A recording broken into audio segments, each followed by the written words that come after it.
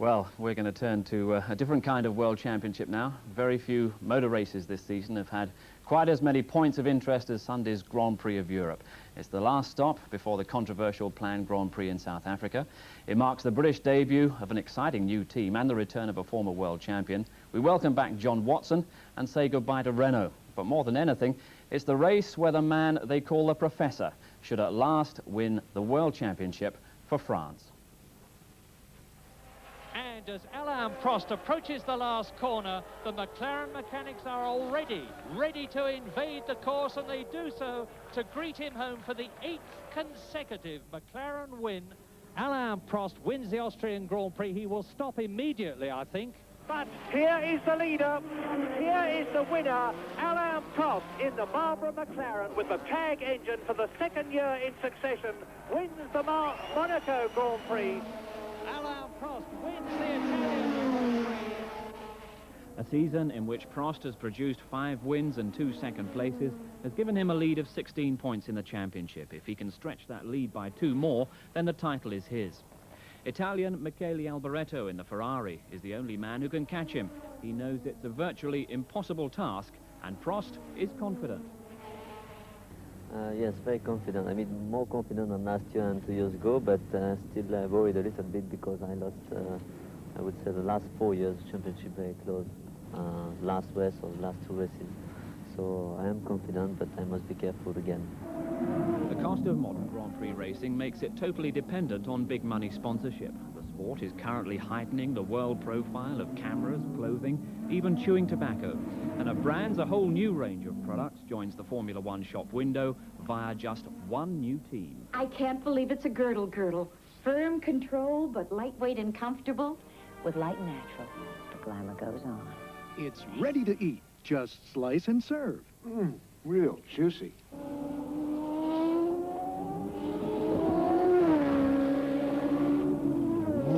A car with a girl's name is the common factor that's brought sausages, smells and underwear to the race circuit. The Beatrice Group is an international marketing powerhouse. They're based in Chicago, and their recent entry into Formula One was the most eagerly awaited and certainly one of the most expensive in recent years. It was the first time that a sponsor had created a completely new Formula One team. They've handpicked the top professionals, and they've got a former world champion for the cockpit of the new Beatrice Lola. Alan Jones, 1980 world champion, has been enticed back into Grand Prix racing, not, he claims, by money, but by a thoroughly professional new team. The whole team has been put together in just 8 months. Inspired by Carl Haas, one of the most successful team owners in America, it also harnesses the talents of Teddy Mayer, a founder of McLaren Racing. Other staff were hand-picked with money, apparently no object. That's the kind of package it needed to entice Alan Jones back. He quit Grand Prix racing in 1981, farming and family becoming his new priorities. Farming has gone, but family is still clearly very important. Boats are another great passion for Jones, who's recently bought property at Surfers Paradise in Australia, but is basing himself in London to drive with a new team. This trip at Hamble last week was a birthday treat for his 7-year-old son, Christian. Jones left the sport disenchanted with the ground effects cars and all the politics that went with them. He returns now with new enthusiasm about the team and its potential. Well, I'm very happy to say that we have a deal with the Ford Motor Company to supply the new Cosworth engines, which really was one of the contributing factors that made me come back to racing, because I have the utmost respect for Keith Duckworth. He's never designed a bad engine yet, well, not one that I know about. Know how to. Exactly. Yeah. So I think that, you know, with the resources of Ford and the sort of technology they can feed into Keith Duckworth, and with his experience of building good engines, I think on the engine front we're going to be asking for nothing. We have very experienced personnel in Teddy Mayer and Tyler Alexander and people like that that have run successful Formula One teams in the past. Neil Oatley is the designer of the car, which, as you know, has been with Williams for a long time, and I believe is very underrated as an engineer and designer. And I think all those contributing factors put together should make us a very successful team. For sure, the 2 best people I've ever driven for was Carl Haas and Frank Williams. Carl's fantastic to drive for, and I think probably he's got more personality than all the other European team owners put together. The competition doesn't scare me. I respect it, and I think it will be difficult. And Miracles don't happen. It takes hard work, and hopefully we'll at some point beat her. The distinctive low-slung car with Alan Jones at the wheel has undergone exhaustive tests at Brands, but its European debut in the Italian Grand Prix was a brief affair, qualifying at the back of the grid and retiring early.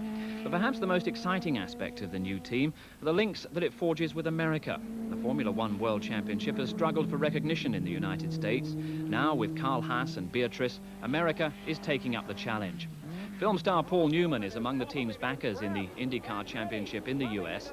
The team are already proven winners. With Mario Andretti at the wheel, the team started this year's championship with a flag-to-flag victory at Long Beach. Jubilation, of course, in the Andretti pits. Paul Newman, Carl Haas. Somebody looked like they even had a bottle of champagne down here. We saw something flying. This crew is as happy now as when they won the national championship at the end of the fall in Las Vegas. Quite a celebration here as the battle for further places on back continues on the track. And when Andretti was injured, in stepped Jones for his first single-seater drive in 4 years. And his third place in the race at Elkhart Lake drew this tribute from the sport's most famous fan. I think it's extraordinary that he could come out of retirement and turn in the kind of performance that he did there at Elkhart. And the interesting thing is he didn't have all that much time in the car to begin with qualifying and practice. And his times just kept getting faster and faster and faster during the race, which was, it's not an easy thing to crawl into one of those beasts after you've been in retirement for how long? 4 years? More. And go quick to begin with. In a car that weighs more, has different kind of power, has different kind of throttle response, in a course that he hadn't driven, I think, since 1970. So I was really impressed. Dad? Daddy? Christian? What are you doing? Standing here talking to you. Oh. Dad, can you please go in the car and get my attack? Okay, well, you can go and get it. You know where it is.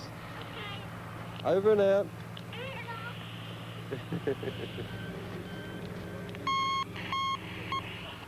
The good teams are still the good teams, and the good teams are drawing the good drivers, and the better organised teams are still up the front. Nothing's really changed in that respect, because the people who can get themselves organised and design the good cars will get the good drivers, and they're the ones enjoying the success. So in that respect, nothing's changed. One thing that will change is the sight of the famous yellow and black of Renault at the Grand Prix circuits of the world. The team that introduced the turbo is pulling out through commercial pressure and lack of success. These kind of notices are only half joking.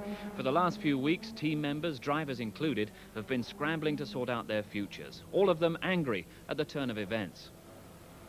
I think it's a disaster, really, because I know we've had a bad season, but I think it's typical short-sightedness of Renault to pull out of Grand Prix racing. It's bad for Formula One, for the spectators, for the media, for everybody. The other topic raising anger in the sport is South Africa. The teams are due to race at Kyalami on October the 19th, despite the political unrest. The race goes ahead, although many teams are considering withdrawal, and the pit lane opinions are wide-ranging.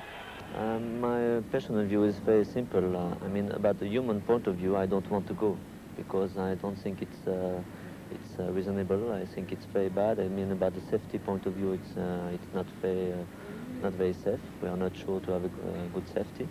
And I don't think everybody would go. I mean, should go. And I think we should cancel the race. If my team is going, I will go, because I'm employed by Ferrari to drive their cars.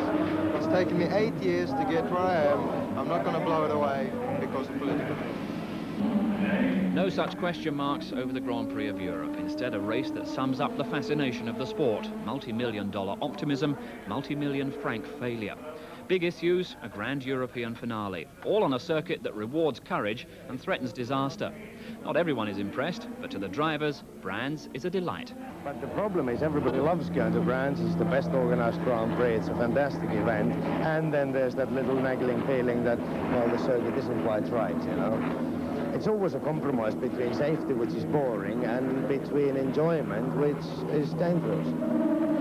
One more talking point, a welcome return to the Grand Prix scene for John Watson. Absent for 2 seasons, he replaces the injured Niki Lauda in the second McLaren. He's substantially slower than teammate Prost and feels that he'll have little part to play in the Frenchman's quest for that world title. Well, I mean, I hope he's not going to lap me before the race finishes. Now, tomorrow it's the European Motor Racing Grand Prix at Brands Hatch, where Alain Prost can clinch the title. Take a look at the championship, and you'll see that he's well clear, 16 points. All he's got to do tomorrow, really, I say all he's got to do, is finish 2 points better off than Michele Alboreto, and he will clinch the championship, thus becoming the first Frenchman ever to do so. He's been so close in recent years, of course. But let's take a close look now at the heir to motor racing's major honour. Here is the winner, Alain Prost, in the Marlboro McLaren with the tag engine for the 2nd year in succession, wins the Monaco Grand Prix.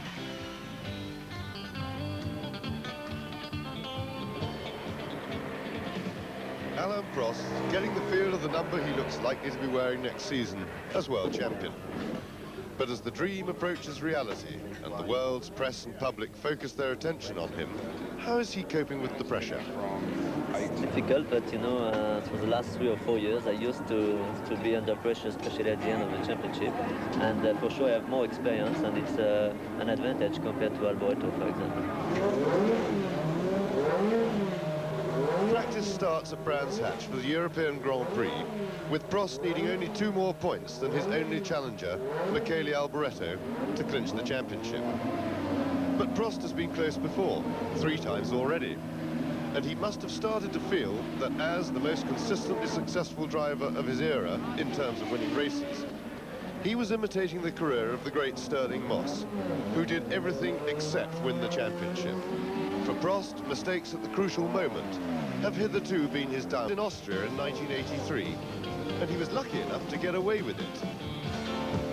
Alain Prost coming through to win his 4th Grand Prix and very likely to ensure the World Championship. He wasn't so lucky a fortnight later in Holland. And Prost and Piquet come together, and off goes Piquet out of the race, and he will be, of course, mad with rage. And he couldn't possibly avoid bigger than Prost. Prost is out of the Dutch Grand Prix. What an incredible development. In 1984, his luck at last seemed to be running. Despite that spin at Imola, he still won. And at Monaco, as his car succumbed to the dreadful conditions, the organisers stopped the race early, which was just in time for Alain.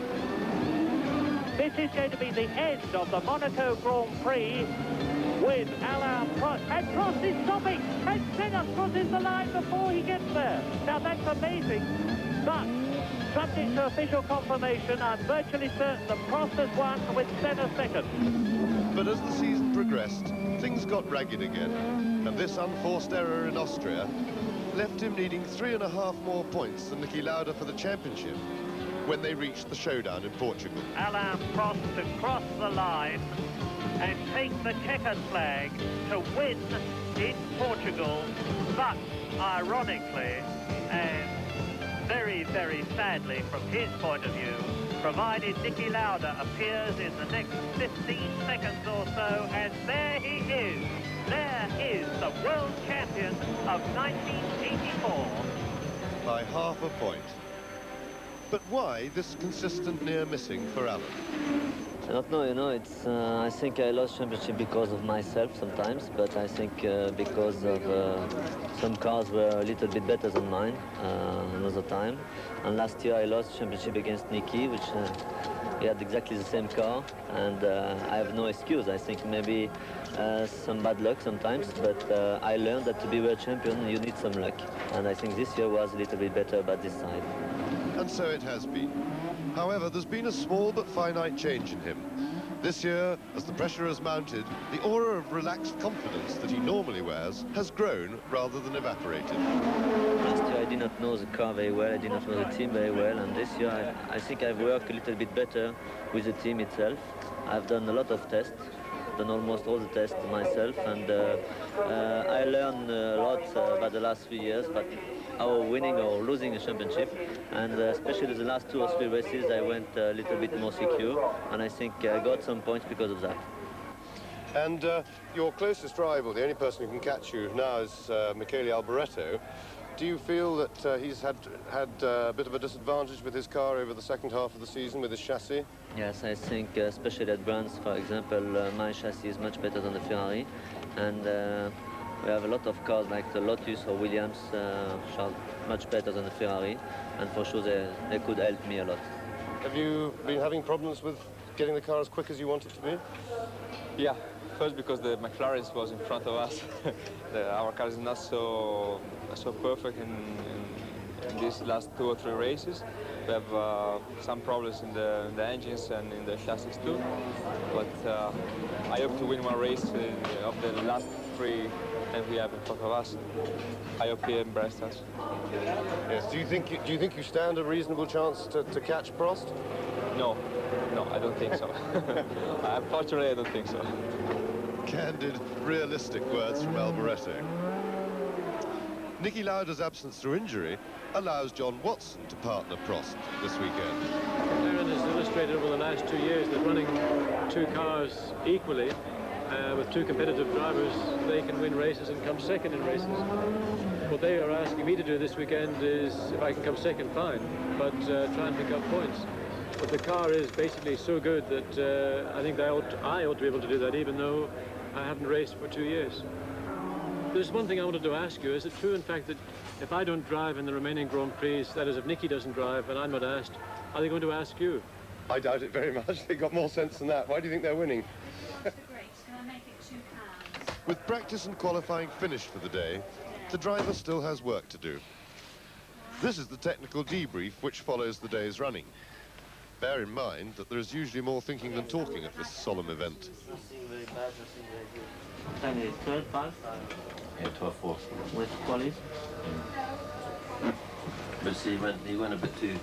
He wasn't sure how to use it, so he went a bit too hard here, and they blistered halfway around there. Yes, but the problem is, I've tried 7, and if you don't go Don't out... do that. Nothing. Nothing. Is that a reasonable time to do on the first one? Yes, you I think so, because that's what I've done in the first time. Whitey, how you feel? Huh? How you I feel okay. Yeah? Good. Yeah. I think that the thing that would really help is just driving more. I mean, really also helps anyway, just because of the diet and exercise. But the thing that would be the biggest help is just being able to drive regularly. Still, things aren't too bad. The gourmet food produced here is more than adequate for the Gallic palate. So what does Patrick Tambay think a Prost win could do for French motor racing? We've been waiting a long time for it. I hope that it's going to help us psychologically to have other ones after him. Once that the jink is broken, and maybe it's going to open the door for all the others. We won't be so frustrated about not getting there. Right, and what do you think of the little fella himself? Do you think he's the right man to be doing it for France? Listen, you just have to look at the man's record. He's got 21 victories, and it's probably not going to stop here. A lot of lap records, pole positions, and the only thing that he really misses at this point is the World Championship. I think that if he clinches this one, he probably will be in the run for another one in the next 2 or 3 years, and probably is going to go after the overall record of number of victories. I mean, nothing seems to be impossible for this guy. How about Brands Hatch? Are you happy driving here? Do you enjoy Brands Hatch? Yes, I enjoy Brands Hatch, especially when it's dry. When it's wet, it's very difficult and very dangerous. But I always find this track very funny to drive, very difficult for the drivers and for the cars. But I enjoy a lot, and it's a very difficult track, so maybe the most difficult during the season. So if he ties up the championship here, what of the future? I think the ambition is to be world champion next year again, and I would like to beat the records of Jackie Stewart, about 27 wins, and I have 21 at the moment, so it's possible until the end of my career. But if you think winning is easy, remember that the complete racing driver needs a wide range of skills. You know, when you get to the end of a race and you win, and they bring on the champagne, you know, come on, Carl, let's have the old champagne. God almighty. Listen, why do you always shake it up and ruin it? Because, you know, first of all, it's a tradition. And secondly, we have plenty of champagne after the race when we win. So we have to waste it one, at least. Well, would you mind not shaking up that, please? Yeah, why not? We haven't got it. What? Are you going to shake it up on us? Yeah, why not? You can't shake that kind of stuff. It's too good to be shaken. This car used to be, you know. Yeah, the car is used to being covered in champagne, but I'm not. Let me make the point. Oh, my God. What a weight! An incredible weight.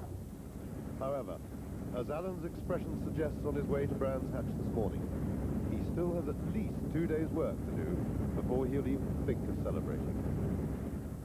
Wogan's more built for lorry racing. Let's go down live now to Brands Hatch. There's the aerial view. Helicopter's the only way to get there, really, sensibly. And go live. There's Alain Prost, watching the action of the other competitors out practicing this morning. The track is dry. Let's now join Murray Walker. Well, I had dinner with Alain Prost last night, and I can tell you that he is, as James said, completely relaxed, totally confident, and has every reason for being so, particularly as in this morning's unofficial practice. It's called untimed practice. It is timed, but the times don't count for qualification. Alain Prost was fastest. Quite a lot faster than he was in the equivalent practice session yesterday, and we are now 7 minutes into this final hour of qualifying practicing. As you see, Prost is down in 6th position at the present moment because Thierry Boutsen, who is 5th, has improved from 9th position on the grid yesterday. Senna is up there with that incredible lap of 1 minute 8.02, and that is 4 seconds inside the lap record. Now, the lap record, admittedly, is 5 years old, held by Didier Pironi, the French driver who's crashed in practice for the German Grand Prix and is now sadly out of racing. But the lap record is now over 5 miles, or rather the unofficial lap record is now 5 miles an hour faster than the official one. Nelson Piquet went round yesterday on his Pirelli-tired Brabham BMW, 109.2, 1.2 seconds slower than Senna. So Senna is in an incredibly commanding situation at the moment. He can quite literally sit on the pit wall and take things easy and watch the rest of the drivers go round. Yes, I think he might well do that, Murray, because although historically Brands Hatch has been a track that gets faster and faster as the weekend goes on, as more rubber gets down onto the track, the teams this morning found that while the track was quick early on in practice, they couldn't go any quicker later, so it may be bucking the trend, and if the track isn't as quick as it was yesterday afternoon, for example, then Senna really won't even need to go out, because the others have got a lot of ground to make up, and they won't do it on anything except a very fast track. Prost, of course, we don't expect this is Rosberg just warming up his Williams, and now he's on a quick run. Rosberg, he's pretty spectacular when he's qualifying, as Rosberg. Full boots, 3rd gear, onto the fastest part of the circuit now, down to Hawthorne's. Very, very quick indeed, taking the 4th gear at over 150 miles an hour. So you look at him, he's really trying. He's bouncing it on the curbs a bit, but this is it, because he's qualifying laps. He's got 2 laps in which to put up his time before those very extra soft, sticky tyres overheat and go off. And Rosberg is having a very spectacular go at it. Down to Clearways, the last corner. He's had a clear run, which is a difficult thing to find. He's had nobody to overtake. He's got the clock on him. It looks quick. It is, and he's just outside Senna's time. So Rosberg goes into 2nd place. Yes, considerably quicker than he went yesterday, because Rosberg yesterday, his time was 1 minute 9.27, and as you see, he's now with that meteoric lap at 1 minute 8.2, gone up into 2nd place. Senna still 0.2 of a second quicker, and Piquet a second slower. Yes, well, that was a very good view of a spectacular lap from Rosberg. That's one of the Ferraris going out on, or is it Alan Jones?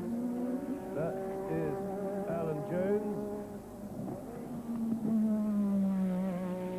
And that's Michele Alboreto on a quick lap.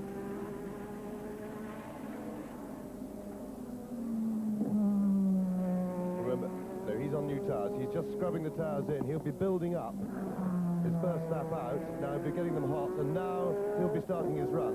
Clearways is the last corner. He'll want to be quick through there to get off to a good flying start for his lap. Well, I take back what I said earlier about the track not being as quick, because Rosberg just went straight out and I think proved me wrong. Now, this is Alboreto starting a quick one. He's on his soft qualifying tires. A little mistake there going into paddock, a little bit twitchy. No, I think he made a mistake going into paddock, and it looks as if he's pulled up to save his tires. Because, of course, he's got to take this lap slowly now, so the tires don't get too hot before he starts his real charge. Yes, and Michele Alboreto at the present moment, with Rosberg having put in that terrific lap, is in 9th position on the grid.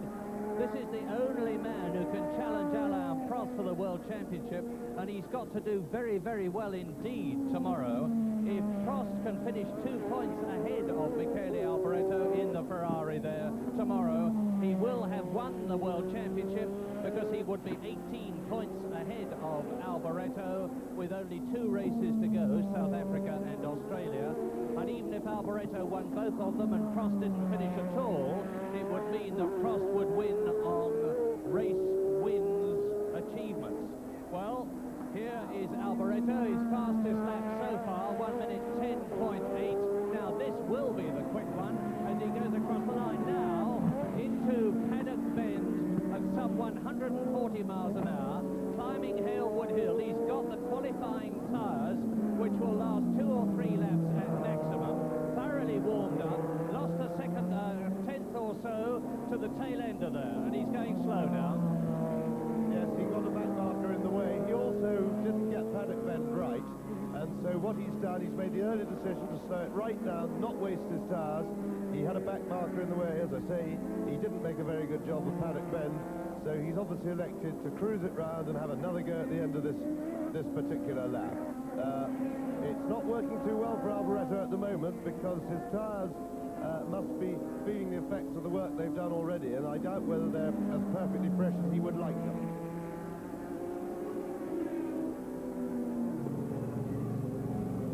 So there is Ayrton Senna's car, number 12, the Brazilian, with this 1.2 seconds advantage, an incredible advantage over Keke Rosberg, who is currently scheduled to be alongside him on the starting grid tomorrow. And Ayrton Senna's car is sitting there without wheels and tyres on it, because the John Player Special Lotus team people have electric blankets which they put over the tyres and wheels. There in the centre of the picture is Gerard Ducarouge, the team engineer, but now Alboreto is going for a quick one, I think. Here is Alboreto. He's now got a clear track in front of him, except again for one of the arrows which is in his line of sight as he comes up to Druids, but there's no balking there, and Alboreto is now trying to get at least onto the front row of the grid, and in order to do that he will have to be faster than Keke Rosberg, 1 minute 9.277, and Senna's fastest lap is 138.3 miles an hour. Yes, this is really where you see Grand Prix drivers trying their very hardest. They're on the absolute limit now for qualifying, so Alboreto's not quite using all the road, but he was certainly giving it everything. Up on the curb there, there's not quite as much grip on the curb. You see the back just kick out of line as the rear tyres let go as he puts it on the curb, but that won't make him back off. Full boost, 1,000 horsepower plus, and to clearways, last corner on the lap, wants to get it absolutely clean. He got a clear run anyway, he'll be well happy with that. There's nothing worse than coming on a back mark than that, and not as good as Alboreto would have hoped. No improvement. There in the peak cap is Ayrton Senna, very relieved. On his left, on the left of your picture, Peter Waugh, the John Player Special Team Lotus top man. There is Ayrton Senna, Steve Hallam, the race engineer in the yellow cap. And Senna is still very, very safe. 1 minute 8.020, a speed of 138.348 miles an hour. On the right of your picture, Elio De Angelis, who is rumoured to be going to Brabham next year. And incidentally, we've had official confirmation today that Patrick Tambay is certainly going to the Beatrice team to partner Alan Jones next year. Nelson Piquet, let's just have a look to see. He looks as if he's on a quick one. He's certainly trying.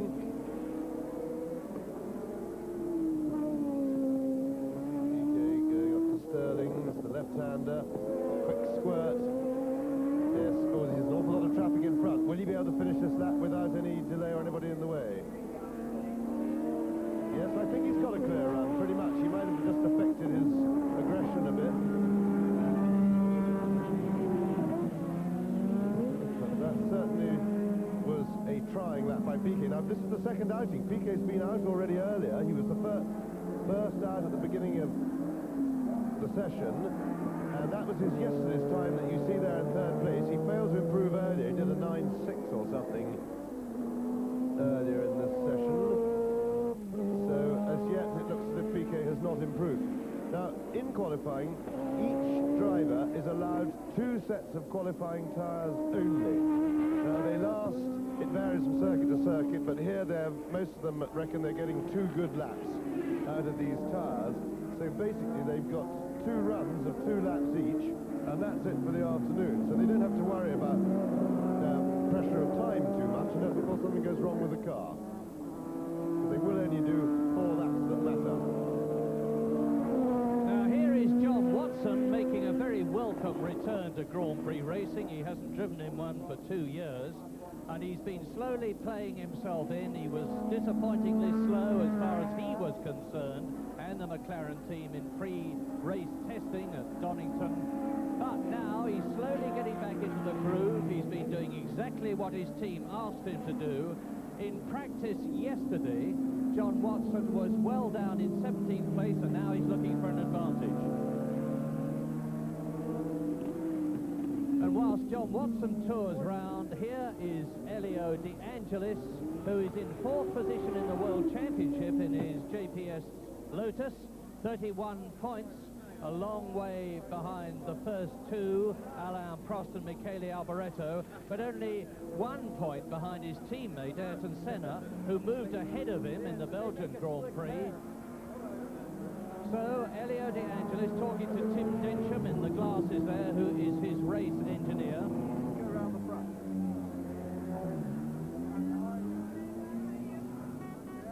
Well, what's it like from a driver's point of view? Let's go round with Patrick Tambay in the Renault as he goes into Paddock Bend at 140 miles an hour.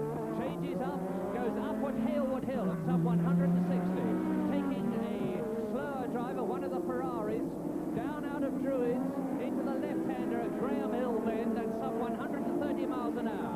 Now up into 5th gear for the short squirt down to the left-hander at 30s, 120 miles an hour. Now down Pilgrim's Drop. This is the fastest part of the circuit. We're coming up to 190 miles an hour with Hawthorne Hill Bend in front of us and 2 drivers that are going to be lapped. 175 round the right-hander. Change down into 4th gear for Westfield, 140 miles an hour. Accelerate away for Dingle-Dell, 175 miles an hour. And it's one of the Ligiers in front of us, so it's either Philippe Streiff or Jacques Lafitte. And Philippe Streiff has been going incredibly quickly today. Now out of Stirling's Bend, into Clearways, underneath the bridge, into Clark Curve, and down the Brabham Straight at some 170 miles an hour. And that in the Renault, which regrettably is leaving racing at the end of this season, would have been a lap for Patrick Tambay at some 1 minute 11 seconds, and that's a speed of about 132 miles an hour. Well, I must say, I think that's a tremendous view, and hooray for modern technology, because we've waited many years to get what I'd call a decent representative view from a racing car by camera. This is a new lightweight camera that's been developed in France, and it's very small, but most importantly, it's the first one they've done that seems to be able to cope with the vibration of a Grand Prix car. Believe me, Grand Prix cars really rattle and shake. There's a lot of vibration in them, and that's always been the technical problem. Now, while all this has been going on, here is some really good news. Martin Brundle, who had a transmission joint break today, this morning in the Tyrrell Renault, has gone up to 10th position on the grid.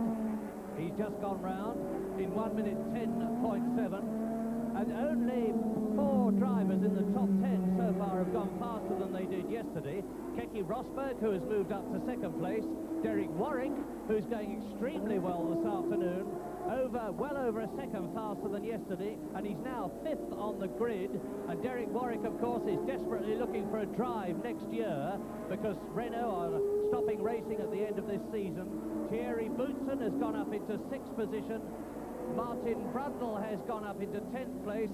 And I've just got a change now. Nigel Mansell, as you see, in spite of his strapped-up ribs and the very, very sore chest muscles, has moved in the Williams just behind his teammate Keke Rosberg into 3rd position. And interestingly enough, only 3 cars of the leading runners, well, 3 cars in the top 20, have not yet bothered to go out and try and improve their yesterday's times. They're Ayrton Senna, who has got one in the bank, as it were, but there he is, which is keeping him currently on pole. And Alain Prost has not yet gone out for a run, but there's no particular hurry. And Senna's teammate, Elio De Angelis, has also not posted a time. Tremendous effort by Nigel Mansell to haul his way up to 3rd place on the grid. And that's probably De Angelis out there cruising around. Yes, that's De Angelis. You see, he's on the new set of tires. You can see because the sticky label's still on them. They soon rub off, though. And whether he will be, I suspect he's going to do another slow lap before he gives it a go.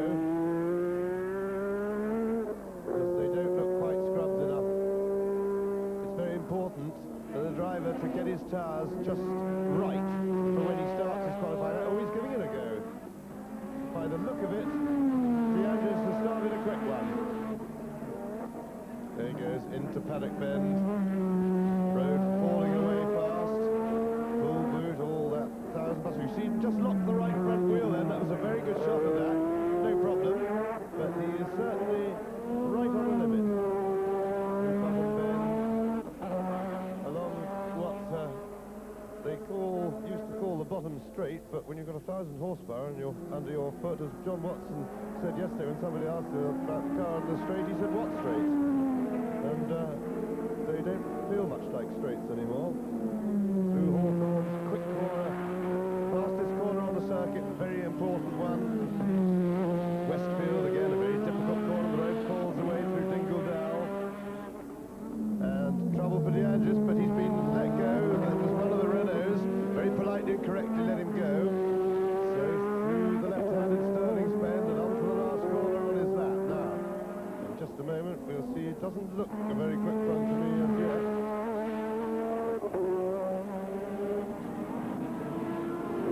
Start-finish line, 10-1. It's a major improvement on his time yesterday, anyway.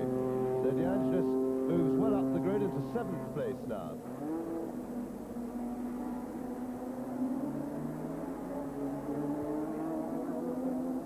So Senna still quickest after his run yesterday. We'll be back down there for more practice in a few minutes' time. We might see Alain Prost in action then. Now, as far as the European Grand Prix is concerned tomorrow, remember Alain Prost can clinch that World Championship if he finishes 2 points clear of Michele Alboreto. At the moment, it looks as though he'll be quite a way back on the grid, around about 10th, I think. But Ayrton Senna was the man setting the track alight down there yesterday, and I think he's been back in business today as well. Let's rejoin James Hunt and Murray Walker. In this glorious Indian summer, ideal for practicing weather, it's certainly all been happening at Brands, because there is the new pole position man, Nelson Piquet, who's scorched round in 1 minute 7.48, which is nearly 10 miles an hour faster, 10 miles an hour faster than the previous lap record put up by Didier Pironi in 1980, and is still the official one. And now Ayrton Senna, there he is, Ayrton Senna, the man who was in pole position until a few seconds ago, is getting ready to go out, as he so very often does, to quite coolly shatter the previous time that had established pole, as he did yesterday. He went out yesterday and did a time 1.2 seconds faster than Keke Rosberg, who had just moved up into the pole position. And now Nelson Piquet is ahead of Senna with 1 minute 7.482, a speed of 139.45. The heated tyres a John Player Special Lotus Speciality that are going onto the car so that the tread compound, which will be Goodyear C compound, that's the softest of all, is hot and almost tacky, ready to grip the road as much as possible when Senna puts that nearly 1,000 horsepower from the Renault engine down on the ground. This young Brazilian, who's just been back for a holiday to Brazil after the Belgian Grand Prix, which he won so brilliantly, of course, and Senna now is refreshed and very, very ambitious. So, what do you think, James? Well, he's got quite a tall order because he, as it were, is cold. He hasn't been out yet in this session, and Piquet has knocked 0.6 of a second off his time, and that's quite substantial. So the problem always for these qualifying runs is that you have to play yourself in very, very quickly. He can't go very hard round the first lap because he doesn't want to put too much work into his tyres. So there's no doubt that as a driver, like everything else, you need to limber up, not so much your muscles, but more your timing. And on qualifying tyres, which are softer than other things, you have to use judgment as well, because if you go into the corners at the speed you went in on ordinary race tyres, you'll not do a very quick time. So it's a real screw yourself up for the big one special. Now Senna's will do a nice gentle lap, watching in his mirrors, not interfering with people who are on a quick lap. Warm everything up, get everything right, and it's only when he gets out of Stirling's and comes into Clearway's bend will he start to boot it so that he can get a good run over the start-finish line and get a good flying kick-off to his big lap. Round Druids, second gear hairpin, slowest corner on the circuit, down the short straight, through bottom bend, along the bottom straight, which, as I said earlier, in these cars is by no means a straight. They're on full power and right on the limit to that side bend, and then out onto the long circuit. There is Nelson Piquet, just done his time. I think that Nelson has probably used both his sets of qualifiers, unless he confounded us earlier by using a harder set when he went out right at the beginning of the session and did 9 something, which was very similar to his time yesterday. I would be surprised if we could get that much more out of a different set of the same compounded tyre. So we can only guess as to whether Nelson's got a set of qualifiers left. And here is Ayrton Senna building himself up. And this is very important to Senna. He looks relatively secure in second place on the grid at the moment. And of course it's more pride than anything else. And there's Nelson. That is the monitor screen, and there he is. He's winding it up over the start-finish line to start the first of his attacks on the pole position. Senna, remember, has got 2 sets of qualifiers, so he's got this lap, another possibly on these tyres, and 2 on another set later. One of the McLarens quite rightly made room for him, let him through, but it's always a little bit off-putting when you have a car. You don't like to commit yourself too much. So that out onto the back straight, they will be reaching 190 miles an hour.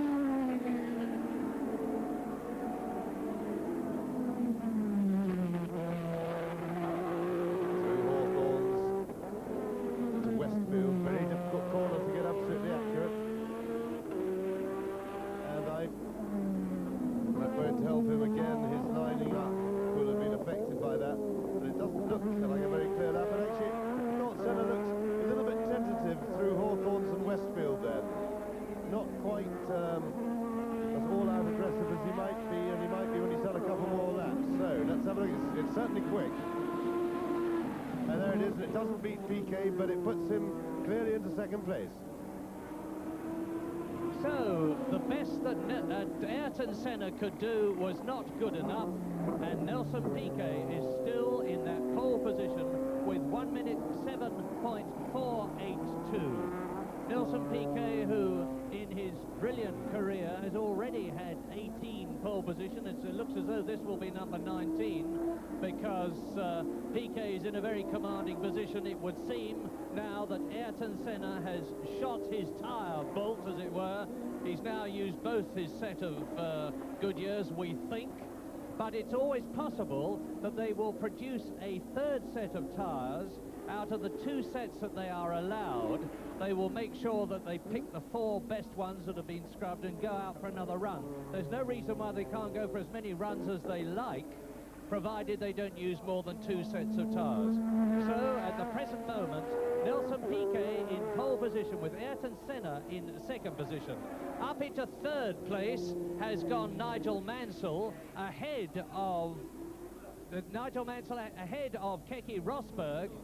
So the 2 Williams are in the top 4 places, third and fourth, with Piquet in pole position and Senna in second position. And that promises a very, very interesting scrap for tomorrow, because Piquet, of course, is on Pirelli tyres, Senna on Goodyear, Mansell on Goodyear, and Rosberg on Goodyear tyres. And now we're looking at Stefan Johansson going out. Senna in pole position then Piquet, then Mansell, then Rosberg, and an incredible 5th position, totally unexpected. The highest he has ever been is the Frenchman Philippe Streiff in the Ligier with its Renault engine, which significantly, like Piquet, uses Pirelli tyres. And Alain Prost is only in 6th position, and the difference between Prost's time of 1 minute 9.4 and Senna's of 1 minute 7.1 is 2.3 seconds. Now we know, as Senna gets out of his car there, that the McLaren has got a much smaller differential between qualifying times and race times. But now, as Senna gets out of his car, we've just got this sensational news that he has moved back into pole position.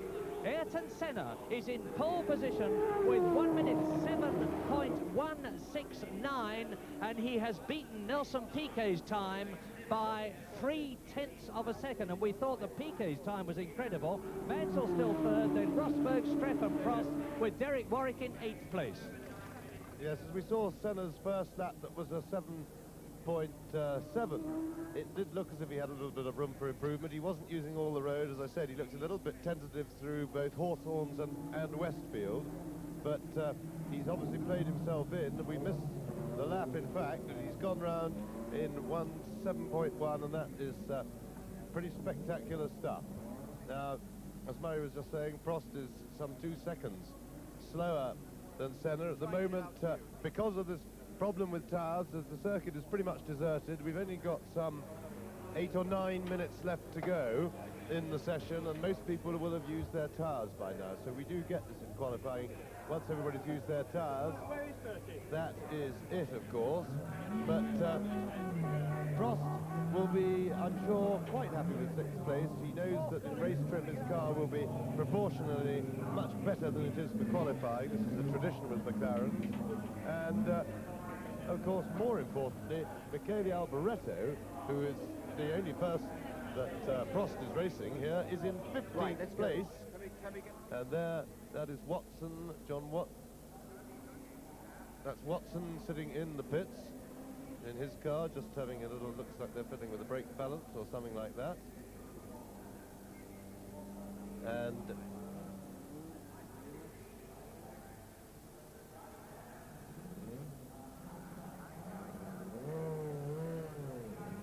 right, well, while we look at John Watson, Barry Gill is waiting in the pit lane to talk to Ayrton Senna.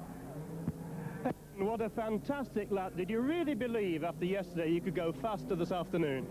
Well, as I said, I thought the track would be quicker and the car could be, it was already very good, but could be still better. And we managed to have a better car and the track was slightly quicker. But when Nelson put up that time 0.2 of a second faster, you must have had a little concern. Well, I was already, you know, used to not go out. I was already committed not to go out anymore. So then I had to, you know, commit myself again to the challenge, and it was a big challenge. How did you wind yourself up to do that time? No, the first run was a good run, was a better run than the second, but I got blocked twice for his by his low cars. So the second run I knew was going to be quicker than the first, but I went over the limit and I went wide a little bit into place, but even so was good for pole position. Your 6th pole position of the season, how important is that going to be for tomorrow's race? I think it's important for the team here today. It's England, it's Britain, for the sponsors, everything. But for the race itself, it's better to be in front as possible. But Brands Hatch is not the place that you have to be there, otherwise you are in big trouble. Thank you, Ayrton. Well, potential drama on the circuit now, as Nelson Piquet, who I said earlier I thought might have a set of qualifiers up his sleeve, and here is Nelson on, I suspect, his second set of qualifiers, and he's giving it rock all.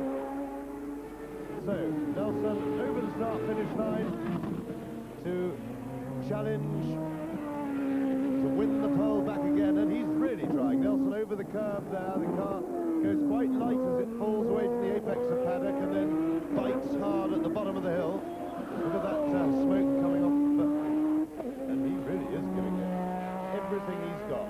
Spectacular driving from Nelson Piquet.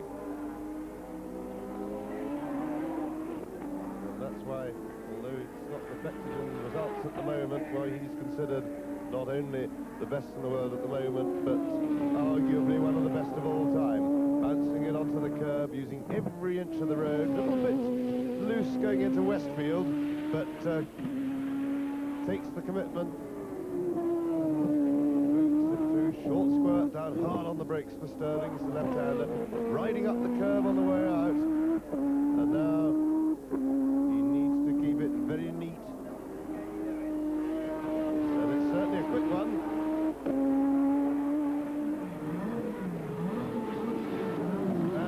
It's about a tenth of the time he's already posted, so Nelson Piquet, well, slowing right down. Whether or not he'll get another lap out of these tyres remains to be seen. So the things stay as they are at the moment. Not quite as quick for Nelson, but certainly very entertaining to watch.